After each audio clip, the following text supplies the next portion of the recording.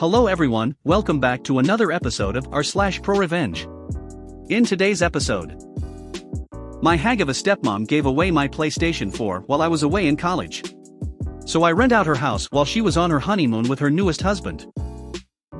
My boyfriend organized a sting operation against the guy who scammed his sister.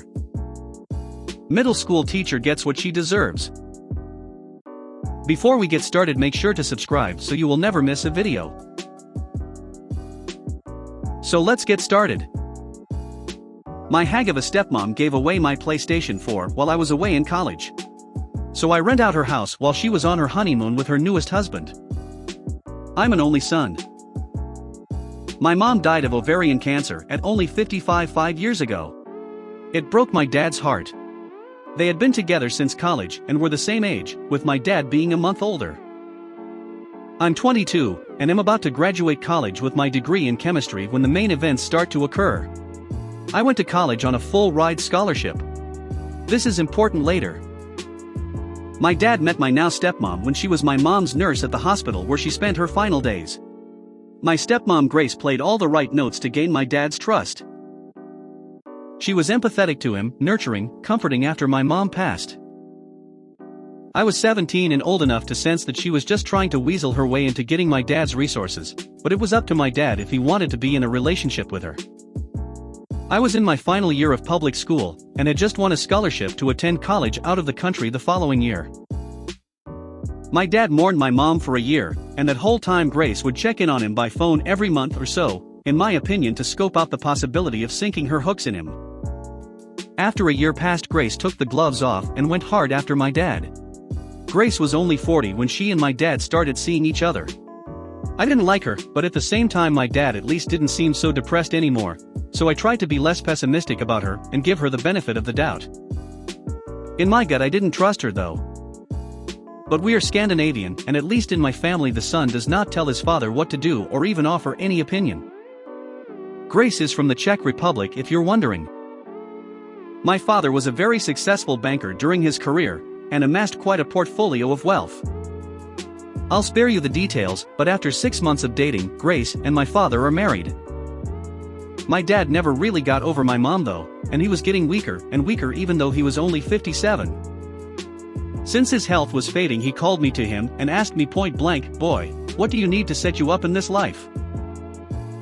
I told him I don't need anything, I'm a man and can take care of myself. But what are you even talking about, Dad? You're going to be around for decades yet. I did remind him that he had living sisters with children, my aunts and cousins. I also reminded him that I had a full scholarship to college, so don't worry about giving me any cash. He was dead only a year later at 59. I of course have seen lots of Hollywood movies, so I consider the conspiracy theory that maybe my dad's nurse wife poisoned him and made him sign over all his money to her, but I really honestly do not think that's what happened. Other relatives didn't like Grace either, but they knew my dad was totally in love with my mom, and that her death utterly broke him. Well, long story short, my dad bequeathed his 5-bedroom house to me even though I wasn't expecting it and didn't ask for it. He gave a small endowment to each of his sisters and their children. He left about 80% of all his existing money to Grace, which amounted to several hundreds of thousands of dollars.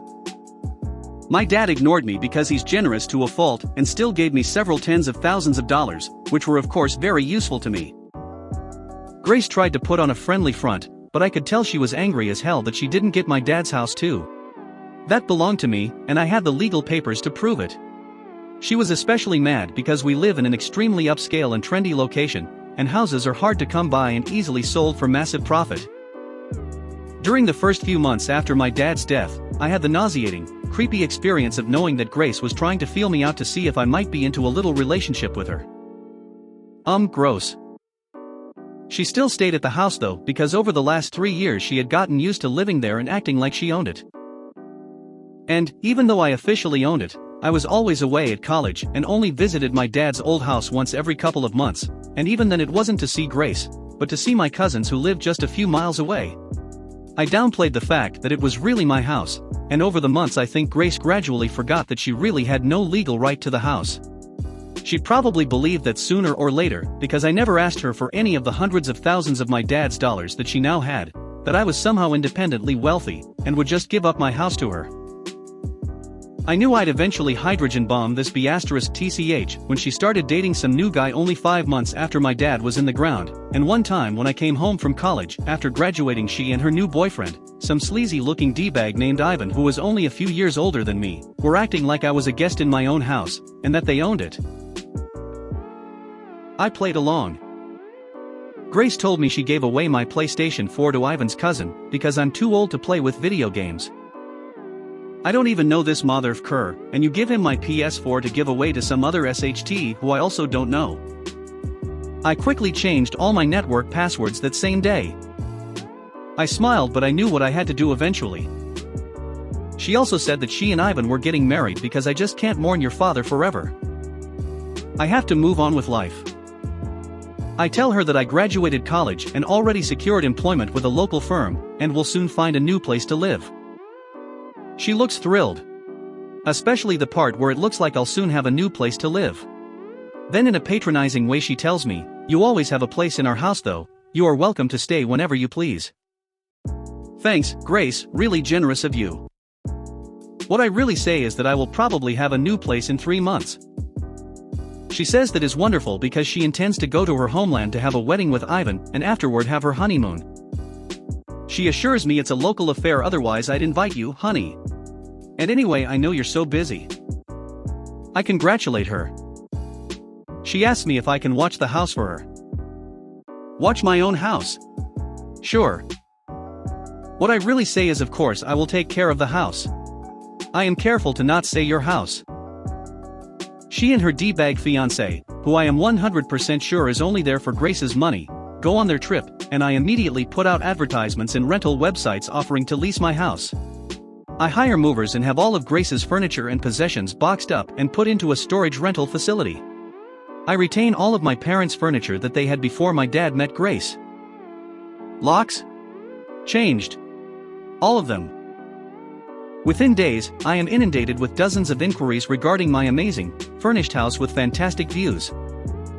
I rented to a wonderful young family. A barrister and his schoolteacher wife, and their 2 preteen children. They pay me their first and last month's rent, and sign a lease for a year. I warn them about my crazy stepmom who thinks this is her house, but I present them with contact information to my lawyer, the same lawyer my dad retained, in case they need any assurance that I'm on the level. I also give my lawyer the information about the storage facility, including the fact that I generously paid 4 months of storage in advance, which is a whole month longer than Grace's Czech honeymoon adventure. I then found a great apartment in the city near my new place of work. There I met a woman in a restaurant I frequent at night after a long workday. We have been dating 6 months now, and are engaged to be married. Grace of course tried to shriek and cause trouble when she realized she got kicked out of my house, but my lawyer quickly shut her mouth without my having to ever speak to her garbage face again. From what I hear, her and her trash husband left the country, and I assume they're blowing through my dad's money, and will soon be broke like chavs usually become when they taste a little bit of what they think is the good life. So maybe Grace will go and try to exploit some other lonely man into giving her his money. Speaking of money, the house that I rent out is generating so much money that I not only am able to help pay for my cousin's college, but I moved into a larger apartment of my own, together with my fiancé. I love my job, but really, I could survive solely on renting my dad's old house. And to think, if Grace had only been cooler and nicer, I might have let her stay at the house, just to be a good sport. And definitely if she stayed the hell out of my room. But no, she had to act all proprietary, so I had to make her homeless as a wedding gift. Postscript. I bought another PS4, even though I didn't even use my old one that much. It didn't matter. It wasn't for Grace to give away. You don't give away other people's things. You give away your own things. Which is why I chose to kick Grace out of my house. Because it's mine, and I decide who stays there. My boyfriend organized a sting operation against the guy who scammed his sister. This is a pretty long story, but it's also pretty crazy. Fernando, fake name, 23, is my boyfriend. He has a sister, Luisa, fake name, 26, who lives in Bogota, Colombia. Luisa and her baby girl live in quite an impoverished part of town, about 2 hours with public transport from the city center. Recently, Luisa and the father of her child decided to buy a plot of land, with the hope of eventually building a house for themselves. They talked to this estate agent and paid him almost all of their savings in cash. Fernando told me it's not uncommon for more impoverished people in Colombia not to use banks or have bank accounts. After they paid him the money, the guy stopped replying to their calls or messages and started ghosting them. Because of which, they started digging into him and discovered that this guy has loads of fake profiles on Facebook and lots of properties and plots of land that he's claiming are his to sell. They felt hopeless after discovering this. It dawned on them that they lost a ton of money, all their savings. This was their hope at a fresh start. Hearing this, Fernando told her that he'd help them out. He took an old and used Facebook profile he had and changed the name on it.